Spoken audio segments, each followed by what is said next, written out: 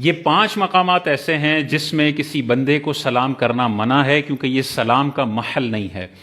پہلا مقام، اگر کوئی تلاوت قرآن کر رہا ہے تو اس کے پاس آ کے اس کو سلام کرنا منع ہے، یہ درست نہیں ہے۔ وہ قرات کر رہا ہے، اسے قرات میں مشغول رہنے دیا جائے۔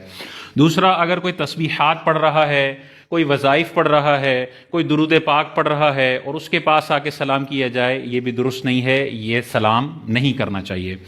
تیسرا، اگر کوئی بندہ نماز کے انتظار میں بیٹھا ہوا ہے، 5:30 بجے جماعت ہے اور یہ 5:15 بجے پہنچ گیا ہے اور اب 15 منٹ اس نے جماعت کا انتظار کرنا ہے، تو جو بندہ جماعت کے انتظار میں ہو اس کو بھی آ کے سلام کرنا یہ درست نہیں ہے، یہاں پر سلام کرنا منع ہے۔ جو نماز کے انتظار میں ہوتا ہے وہ ایسا ہی ہے جیسے نماز میں ہے۔ ہاں، اگر وہ مسجد میں بیٹھا ہوا ہے اور لوگوں سے ملاقات کے لیے بیٹھا ہوا ہے، یا مثال کے طور پہ جیسے نماز ختم ہوتی ہے اور پھر امام صاحب سے لوگ سلام کرتے ہیں، تو وہ تو سلام کا محل ہے، وہاں پر سب امام سے ملاقات کرنے آ رہے ہیں اور یہ عرف بھی ہے، تو یہاں سلام کیا جا سکتا ہے۔ چوتھا مقام، اگر کوئی درس میں مشغول ہے، کوئی دینی بات کر رہا ہے، حدیث سنا رہا ہے، یا کوئی علمی گفتگو کر رہا ہے، تو اس علمی گفتگو کے دوران بھی کسی کو سلام کرنا یہ درست نہیں ہے۔ مثال کے طور پہ کوئی مدرس بیٹھا ہوا ہے، درس دے رہا ہے،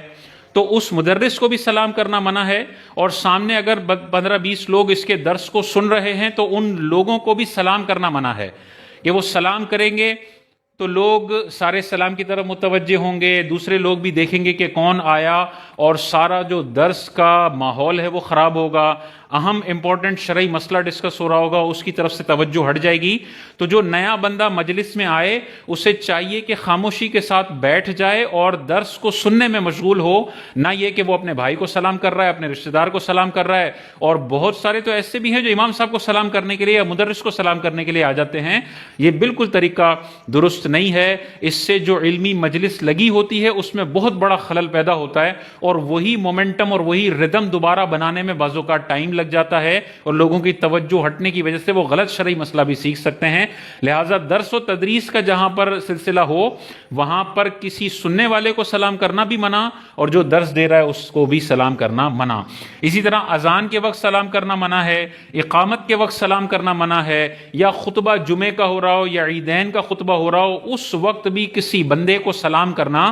منع ہے۔ خطبے کے وقت تو، جمعے کے خطبے کے وقت اور عیدین کے خطبے کے وقت تو بولنا بھی منع ہے اور سننا فرض ہے، تو اس وقت سلام کرنا بھی جائز نہیں ہے۔ ان چیزوں کا خیال رکھنا چاہیے۔ یہ جو تسبیحات اور تلاوت اور نماز کے انتظار میں اگر کوئی کسی کو سلام کر دیتا ہے تو اب اس کے پاس اختیار ہے، جس کو سلام کیا ہے، یا تو جواب دے دے یا نہ دے، دونوں جائز ہے اس کے لیے۔ اب اس کے لیے سلام کا جواب دینا واجب نہیں ہے، کیونکہ اس بندے نے ایسی جگہ سلام کیا ہے جو سلام کا محل ہی نہیں ہے، اور خطبے والے مقام پر تو سلام کا جواب زبان سے دینا ہر صورت میں منع ہے۔ اگر اس نے سلام کر لیا خطبے کے ٹائم تو وہ کرنے والا بھی گناہ گار ہوگا، اور جواب دینے والے کو لازم ہے کہ اب جواب نہ دے، کیونکہ جواب دینا گناہ ہے۔ اور سامنے سلام کرنے والا اس بندے کو متکبر اور مغرور نہیں بول سکتا کہ میں نے سلام کیا تھا، حضرت تو تسبیحات میں مشغول رہے، جواب ہی نہیں دیا، میں نے سلام کیا تھا، حضرت درس سن رہے تھے، مجھے جواب دینا بھی گوارا نہیں سمجھا۔ ان کی گردن میں ایسا سریا آ گیا ہے۔ یہ جو بول رہا ہے یہ لوگوں پہ تکبر کا الزام لگا رہا ہے، اور تکبر کا الزام کسی پر لگانا یہ حرام ہے، بدگمانی ہے، گناہ کبیرہ ہے۔